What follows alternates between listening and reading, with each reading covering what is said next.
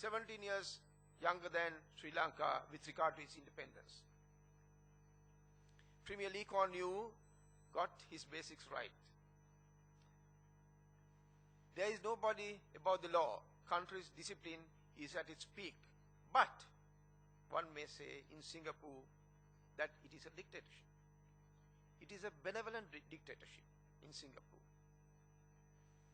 Everything is focused inwards. There is no judicial activism that one would expect whether in our country or in the other countries in the region.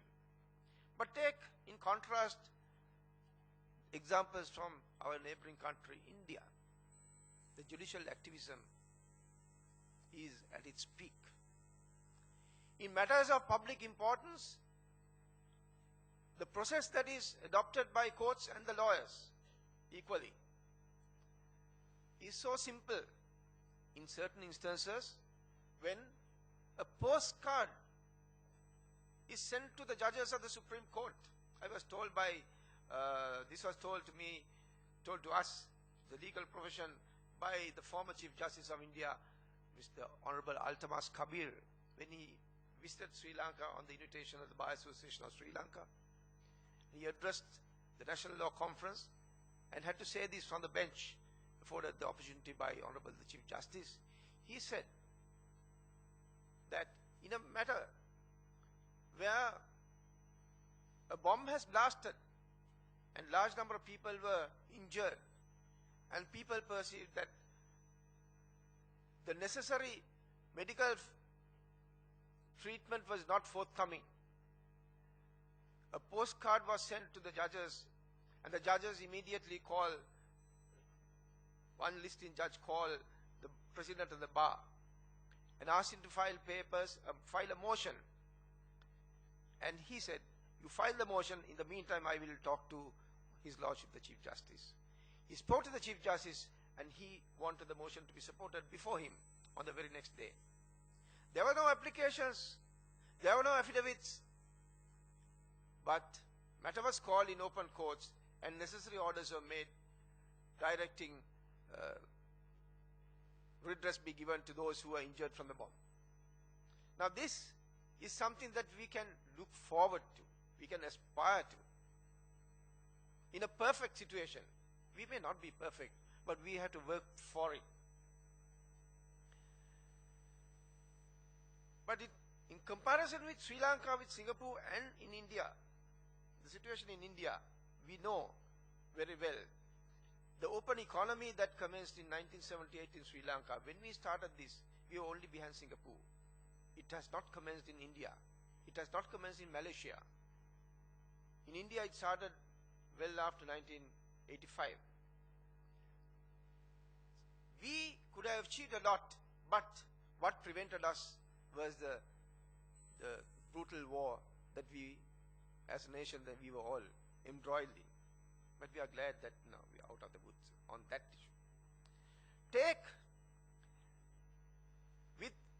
If we can convince the people, not only of our country, but also in the other countries, where people will look forward to Sri Lanka, in the field of education. Look at our neighboring countries, India, Pakistan, Nepal, Bangladesh, not only Singapore, even the other countries such as Japan and Australia. They are more developed countries. Take the European countries, England, France, Germany. There are so many education institutes where Sri Lankan children move out in order to obtain their education. Large amount of foreign exchange is being expended with hard-earned money from our Sri Lankan parents. I'm glad that steps have been taken. This was taken few years back, and the government is consistently standing by that principle. Education is an investment.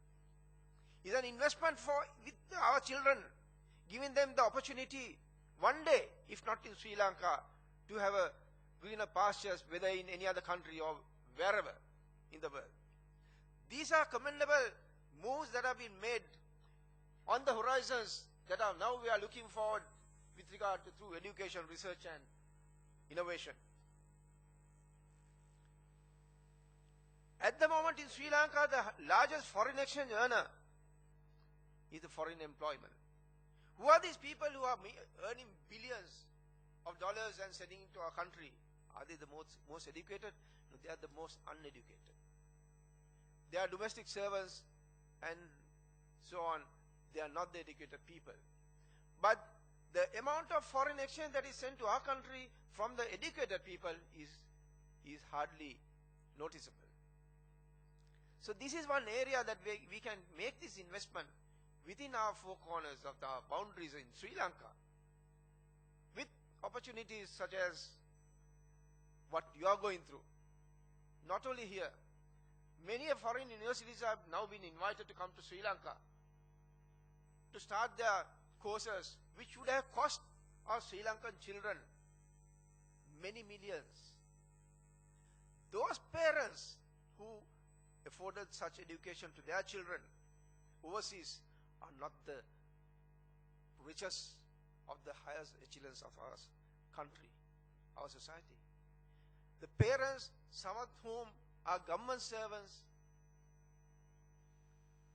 some may be small-time businessmen who knew the value of the education. They sold or mortgaged their houses and the personal property and then sacrificed their luxuries and educated their children for a better tomorrow, knowing very well the kind of problems that we do have in our state education. This not for a moment say, I do not say for a moment that we should ignore the issues that are faced by the local children in the university sector. They have issues from time to time.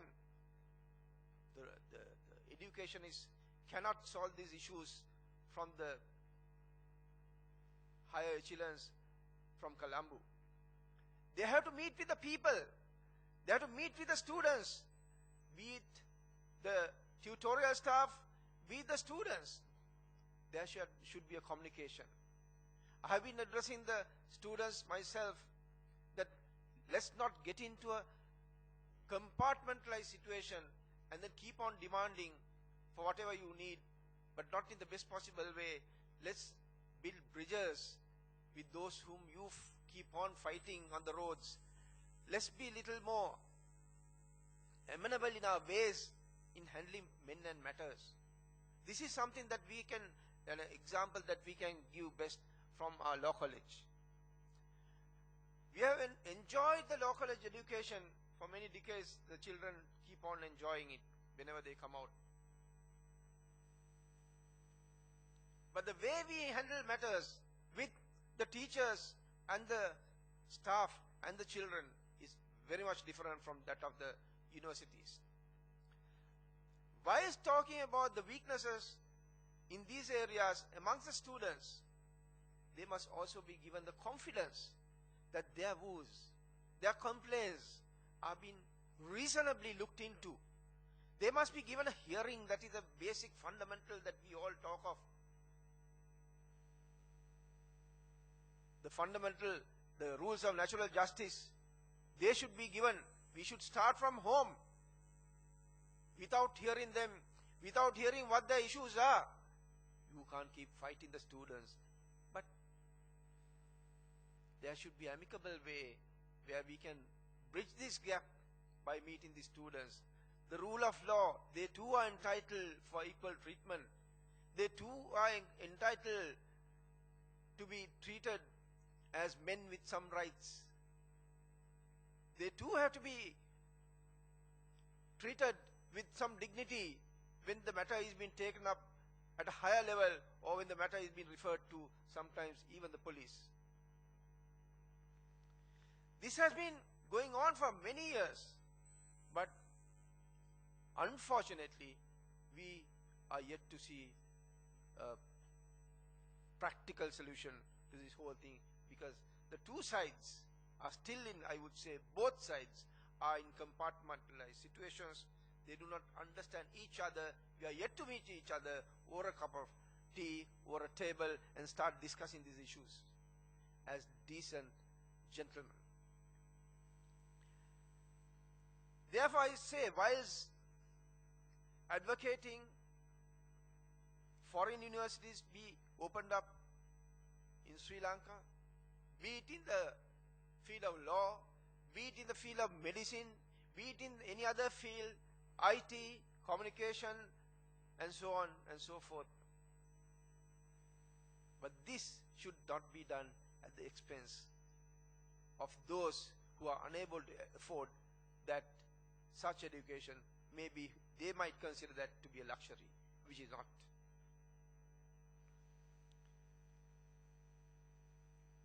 I would also invite, in my own way, when such universities are open, be it medical or whatever the area, there should be a much higher percentage of scholarships that are afforded to the poor children who cannot afford it otherwise. And they should be selected and given that opportunity on the same kind of selection criteria that they go through under the present rules, under the present regime of the UGC. Sri Lanka, as I referred earlier, the foreign earnings are generated through traditional exports are now overtaken by the foreign earnings mainly from employment. Substantially, part of it is received from uneducated youth. If we add value to the education sector, particularly professional education, and offer them the right opportunity, the day would not be too far to have our professionals placed in positions of decision making and yield and enhance foreign income through foreign employment. Opportunities that are available to the village youth has to be expanded. It is hoped that in the years to come, that the budgetary allocation on education and higher education be increased from single digit at least close to double digits. Cries for university teachers should be understood. Cries of the university students should be understood. Whilst opening new vistas with equal opportunity to higher percentage of youth in primary, secondary and tertiary education, we have to be conscious about the problems they face from their point of view. The best solution can be found in a conciliatory manner by treating the youth as youth. Solutions cannot be found with an iron fist. This applies to both parties, rulers and the ruled. Both have to respect each other with dignity. We have often heard pleas to the Sri Lankan intellects in foreign land to come back and help build the lost glory. It is a valid plea. It is a commendable plea. However, if we cannot create an equal playing field with equality and dignity, these pleas would fall on deaf ears. If we are to achieve these goals, foreign service should not be considered a family service. Public service should not be considered a private service. Administrative service should not be a lip service. Judicial service should be able to command its confidence and the respect and not demand respect or dignity. All persons should have an equal opportunity to serve the nation based on merit and eminence. This is the rule of law that you and I would demand to be in place to achieve the best results of the new horizons of education. In the absence of rule of law and equality, it is a dream unrealized.